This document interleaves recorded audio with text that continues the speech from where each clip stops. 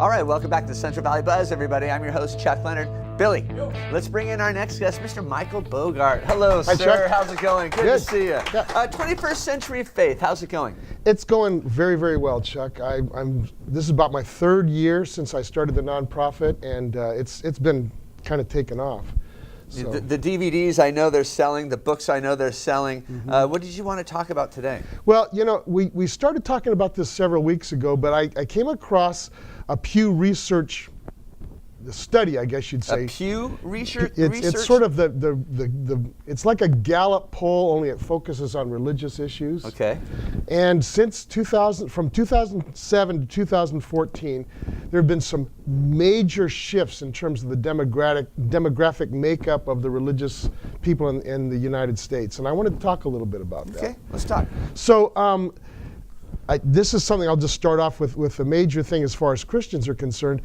Christians have lost about 6% of the population share since 2007. Lost them to other religions or lost them to people going agnostic? Well, I would say the vast majority have been lost to people who claim now no religion or atheist or something like that.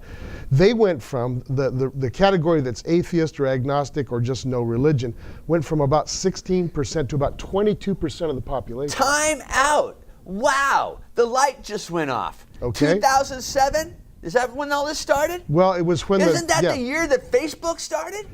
You know what? I do think the internet has had something to do with that. There's all sorts of blogs out there. Have you heard of Reddit?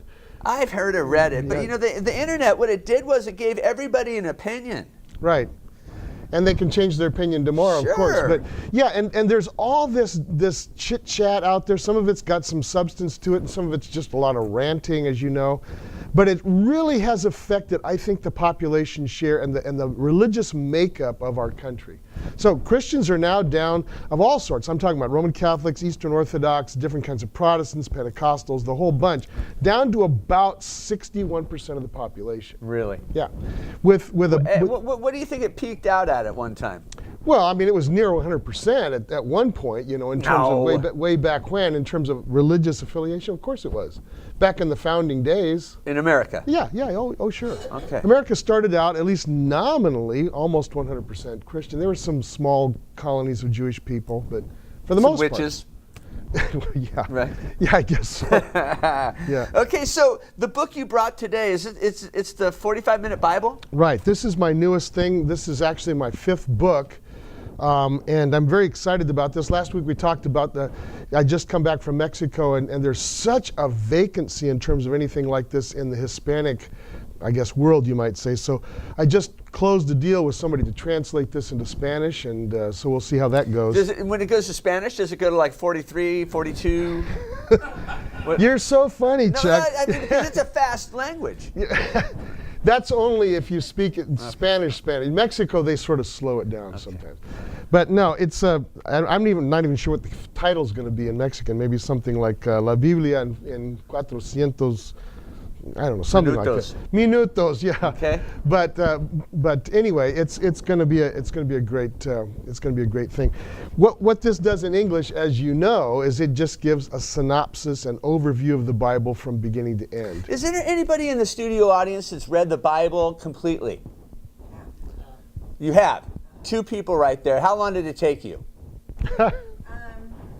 About 9 months to do it. Sure. Here it is in 45 minutes. You think the length of it is one reason why people don't read it? Obviously, it's an intimidating book in terms of just the volume of the thing. And then, you know, if you have a King James version in English, if you start doing the thous and the these, and it slows you down the a little bit, language is somewhat difficult if it's an older version. And then you've got to deal with ancient cultures, and some of the stuff in these ancient cultures is just difficult for us to grasp. You've got the ancient Israelite culture in the Old Testament, and you've got the Greco-Roman culture in the New Testament. So, you know, my contention is it's a very understandable book. It's a very relevant and up-to-date book if you understand the cultural nuances and background behind it. Do you touch on all that Old Testament stuff? I do. But I go from beginning to end. And what I try to do more than anything else is, besides just saying what's in the Bible, is I try to interpret culturally how we understand what's going on in that culture and how the principles apply to our modern world. Wow. So Cool. I think it's a good tool. Now you have 5 books. You have Understanding Islam, Understanding Mormonism. What other ones? Jehovah's Witnesses, New Age. Really? Yeah. And then I've got the videos to go with all those. So the video is actually 45 minutes. The book takes you longer to read. I understand. Hey, this is Michael Bogart. He's here with me every Wednesday. Mindcuisine.com is his website. Go there, check out these videos and books, and if you see Mike around, tell him you saw him right here on The Buzz. We're going to take a quick commercial break. We'll be right back.